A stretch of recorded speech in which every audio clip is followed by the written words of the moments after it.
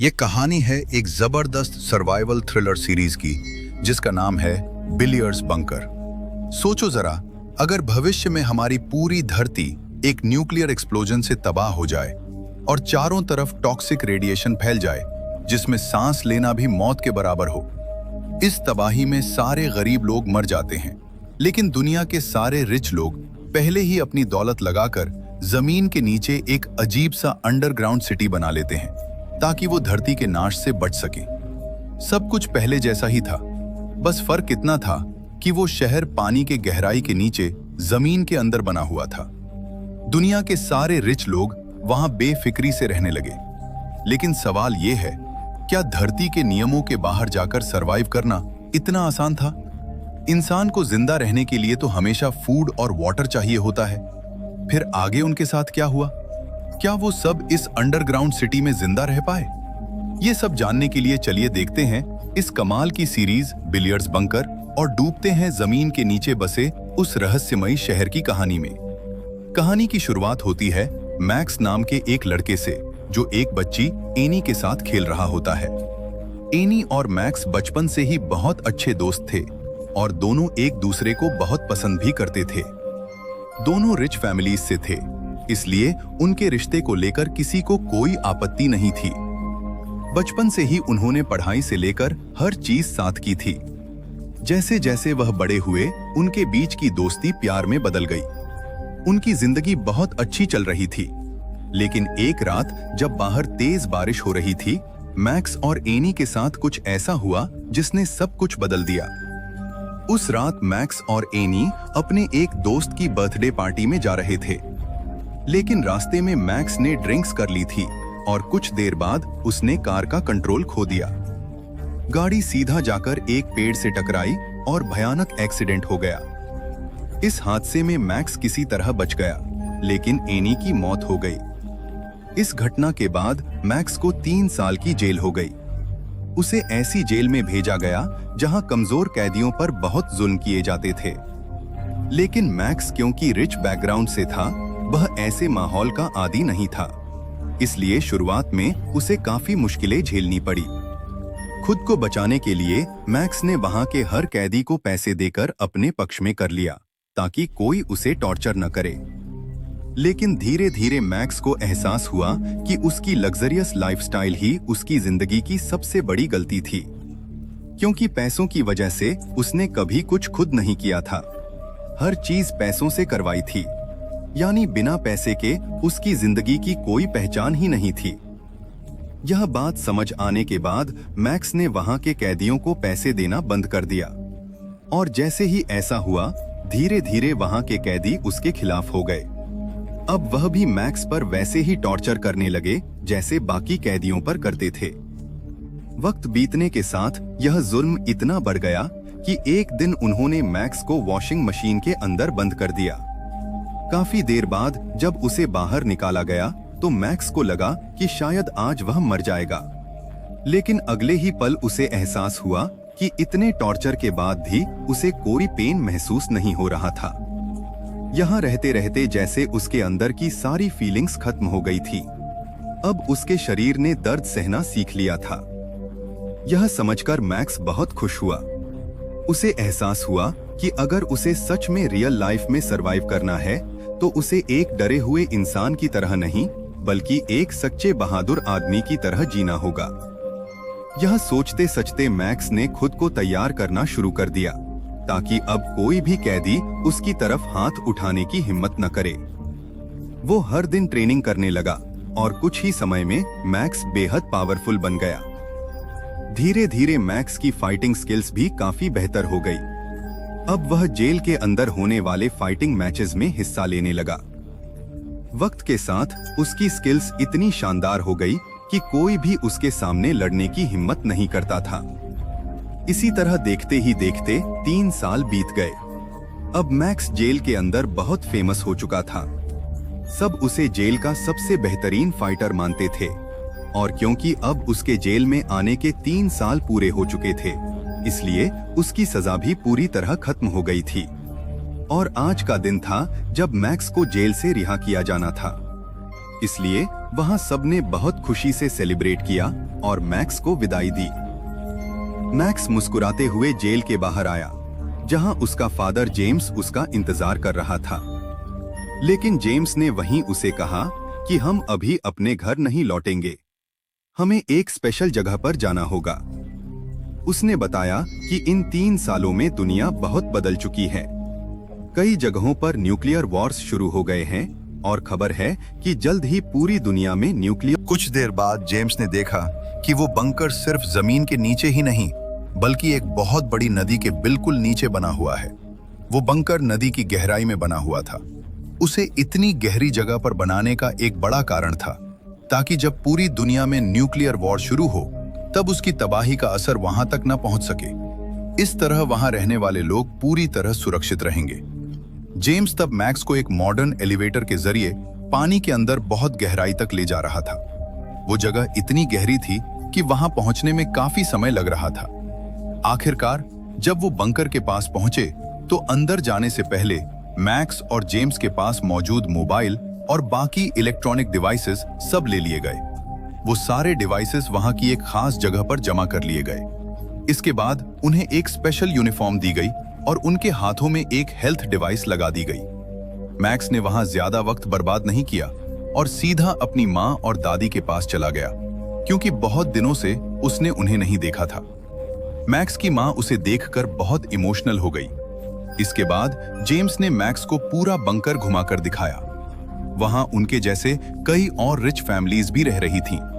इन्हीं में से एक परिवार था एनी का फैमिली, जिसे देखकर मैक्स हैरान रह गया। मैक्स जब एनी के पिता को देखता है तो वह तुरंत उनके पास जाकर दिल से माफी मांगता है। एनी के पिता उसे धैर्य देते हैं और कहते हैं कि उन्होंने उसे बहुत पहले ही माफ कर दिया था। इसके बाद एनी के पिता मैक्स और उसके परिवार को उसी दिन रात के डिनर पर अपने साथ इनवाइट करते हैं।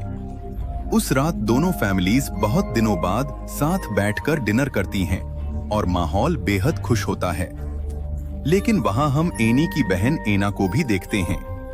एना अब तक मैक्स से बहुत नाराज थी, क्योंकि उसी की वजह से उसकी बहन एनी की मौत हुई थी। एना उसे बहुत प्यार करती थी, इसलिए वह अपनी आंखों के सामने मैक्स को बिल्कुल बर्दाश्त नहीं कर पा रही थी। उसी समय वहां एक महिला केसी आती है, जो अपनी टीम के साथ मौजूद थी। दरअसल केसी ही इस पूरे बंकर की ओनर थी। सभी रिच लोग उसे पैसे देकर इस बंकर में अपने सीट्स बुक करवा चुके थे।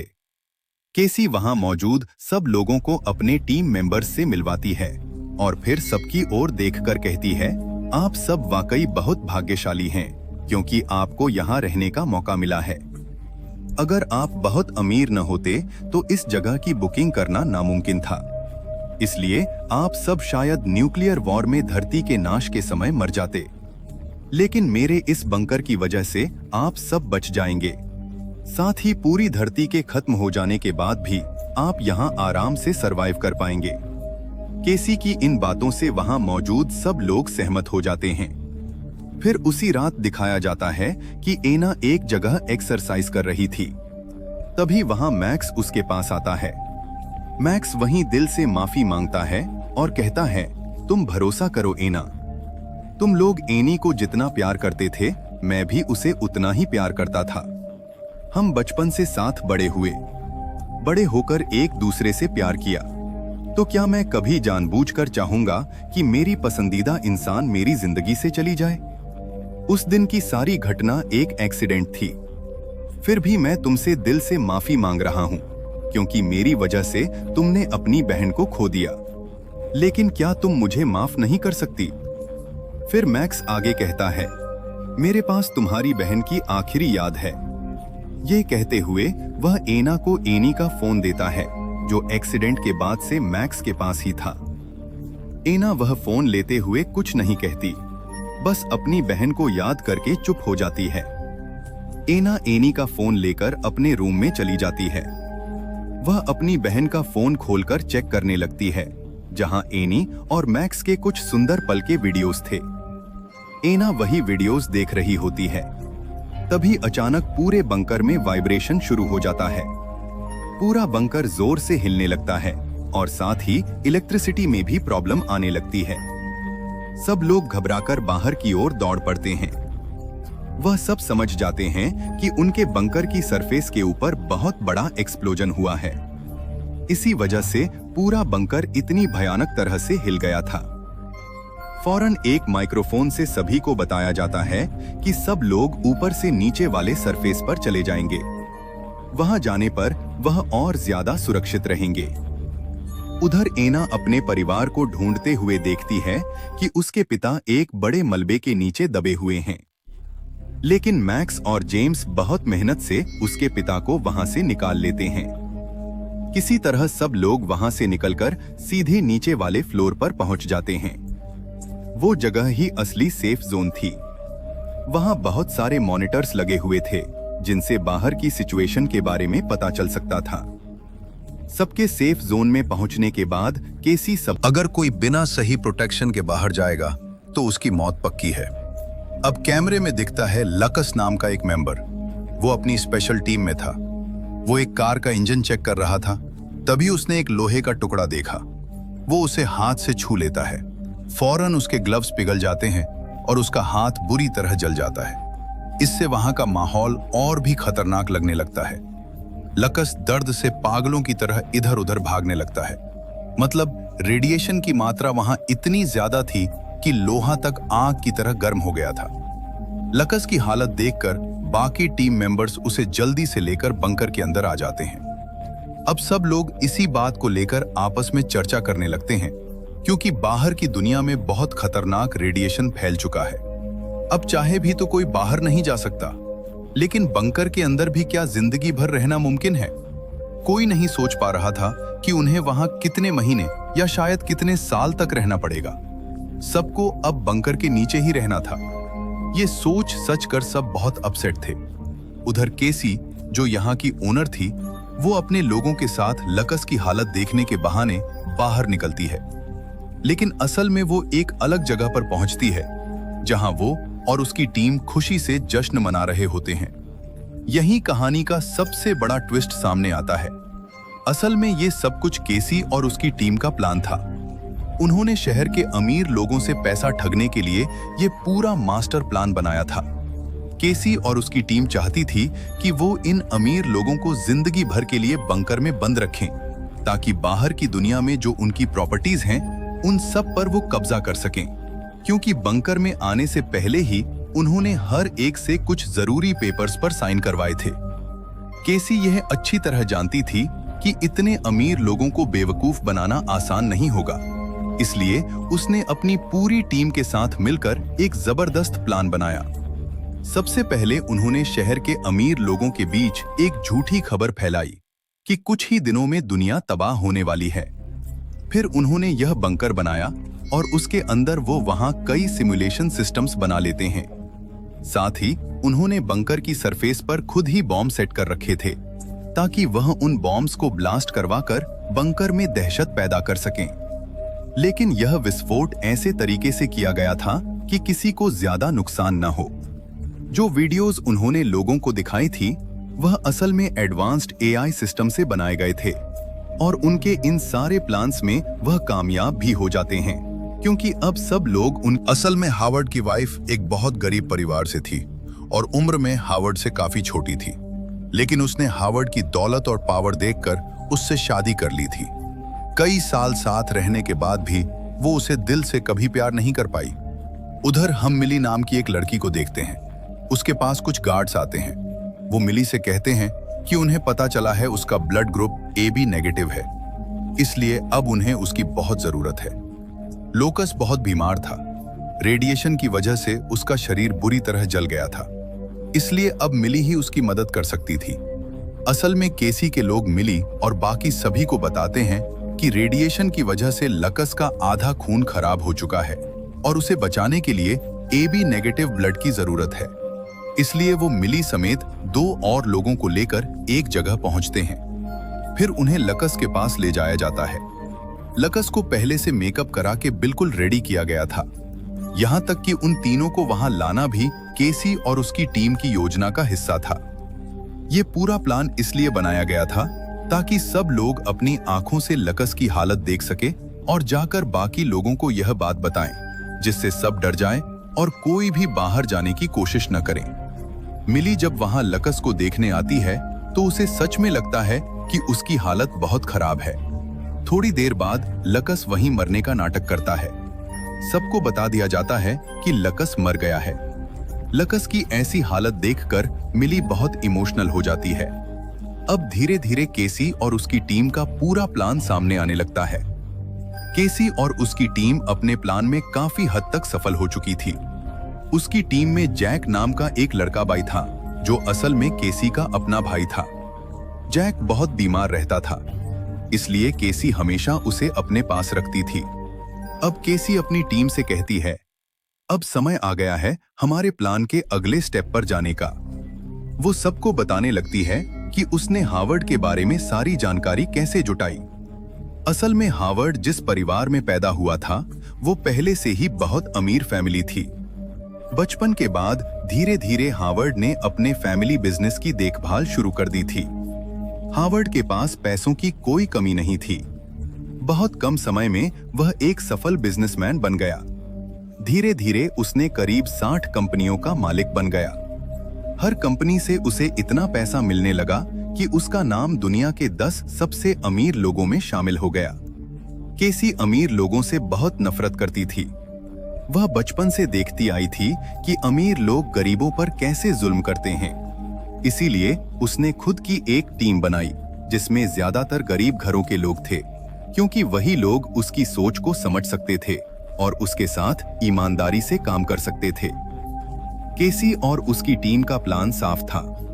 वो सारे अमीर लोगों को बंकर में बंद रखेंगे और बाहर जो उनकी प्रॉपर्टी और पैसा है वह सब गरीबों में बांट देंगे, ताकि अमीर और गरीब के बीच का फर्क थोड़ा कम हो जाए और गरीब लोगों को अब कभी छोटा महसूस न करना पड़े।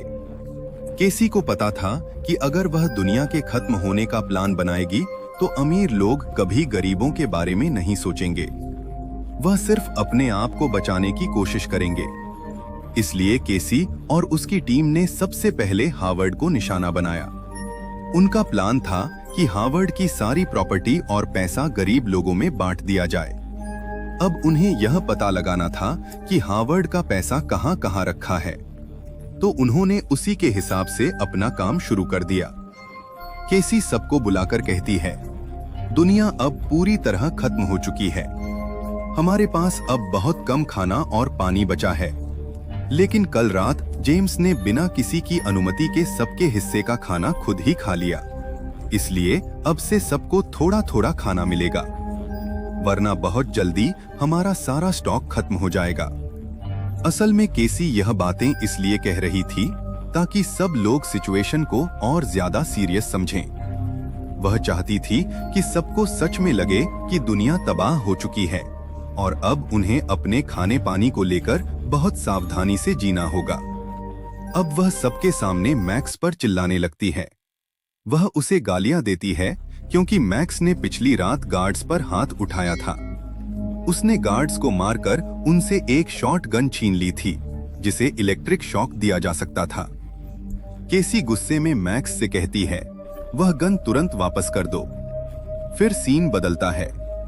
हम केसी और उसकी टीम को देखते हैं, जो सबको कैद करने से पहले प्लान बना रहे थे। उनका प्लान ऐसा बनाया गया था कि जब इन अमीर लोगों को यहाँ लाया जाए तो उनके गायब होने के बाद भी किसी को इस बात का शक न हो। असल में बंकर में बंद करने से पहले केसी और उसकी टीम ने हर व्यक्ति का एक एआई क्लोन तैयार कर लिया था, वो भी बहुत एडवांस टेक्नोलॉजी से। जब ये लोग बंकर में आए